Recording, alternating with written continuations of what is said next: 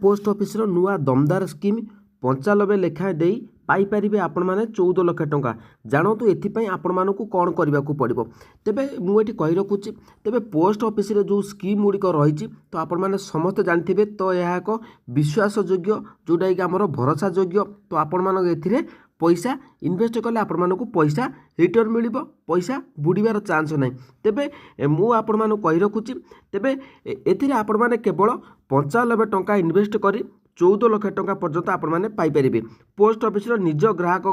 बहुत गुड़े योजना आणुची जहाँ लोक मानक बहुत लाभवान यही योजना एमती जो निवेश करने द्वारा लोकों टंका सुरक्षित रही है तेरे मुझे कही रखुच्छी एथिपाई असुरक्षित मन कर कौन कारण ना यही योजना मध्य गोटे हूँ कौन से योजनाटी मुझे कहबी जदि चैनल को नुआ अच्छे चैनल को सब्सक्राइब करूँ लाटेस्ट अपडेट सब पटाके भिडियो देखापी तेज चलते आज जो रही 95 टंकार आपण मैंने 14 लाख टंका पाइपर केमी पाइबे कौन करने को पड़ो पूरा ए टू जेड मुझे बतई दूसरी तेबे चलतु जानिबा ये जो संपूर्ण आपण मैंने बरणी मुझे कहीदेवी तेबे ये योजना जो 95 टंका आपण मैंने निवेश करेंगे आपण हो पारे 14 लाख टंकार मालिक यही प्लान को ग्रामीण अंचल रोकता निवेशकों बेस खास खबर तेबे जो माने ग्रामीण ग्रामांचल अच्छा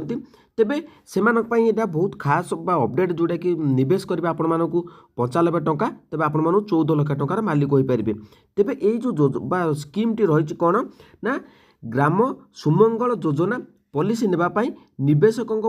यहाँ रही ग्राम सुमंगल योजना पॉलिसी तो यह को नेबापाई आपण मानकर बयस 19 वर्ष रु 45 वर्ष बयस भितर होइतिबा आवश्यक मन रखु 19 वर्ष होइतिबा 19 रु 45 वर्ष होइतिबा आवश्यक तेबे एई पॉलिसी को आपण 15 वर्ष एवं 20 वर्ष पाई नहीं पारिबे आउ एई पॉलिसी रे निवेशकों को मनी बैक मध्य मिलिबो तेबे मन रखु एथिरे मनी बैक रो मध्य सुविधा रही अଯଥା तेबे अर्थात जदि व्यक्ति पॉलिसी को 15 वर्ष पाई नियंती तेबे एहार राशि बा जो रही 20 रु आम 20% आधार में 6 वर्ष 9 वर्ष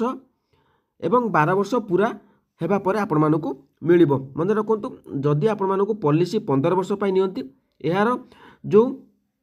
राशि रही 20% आपण मानक 6 वर्ष थरे मिलिबो आ 9 वर्ष एवं 12 वर्ष रे पूरा हेबा परे मिलिबो बुझिपारले कि नहीं तेबे जदि कौनसी व्यक्ति 25 वर्ष रे एही योजना रे निवेश करने को करुछंती तेबे तांको 7 लाख टंकार बीमा राशि समेत 20 वर्ष पाई प्लान रे निवेश करने को पड़िबो एही स्थिति रे प्रति मास आपण मानक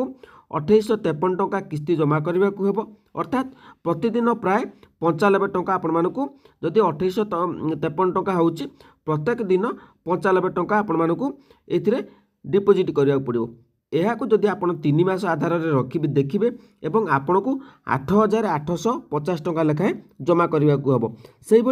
6 मासरे आपण मानक 17100 टंका जमा करने को हम यापर मैच्योरिटी आपण मानक निवेशकों को 16 लाख टंकार 16 लाख टंका मिल तेबे यही जो खबरटी मिलवा पर खाउटी मानक मन में उत्कंठा जात रही तेबे मन रखु जदि आपण मैंने जो 95 टंका को आपण मानक कही यही 95 टंका आपण मानक कौन हम ना जो यही स्थिति प्रति मास जदि आपण मैंने 2853 टंका किस्ती जमा करने को हम जदि 20 वर्ष प्लान आपण मैंने कर आपण मानक 2853 टंका किस्ती जमा करने को हम प्रत्येक दिन आपण मानक 95 टंका रखा पड़ो तेबे यही 95 टंका जदि आपण मैंने रखुंट तेबे जहाँ भी हो जो 95 टंका आपण रखिले गोटे भल आपण मानक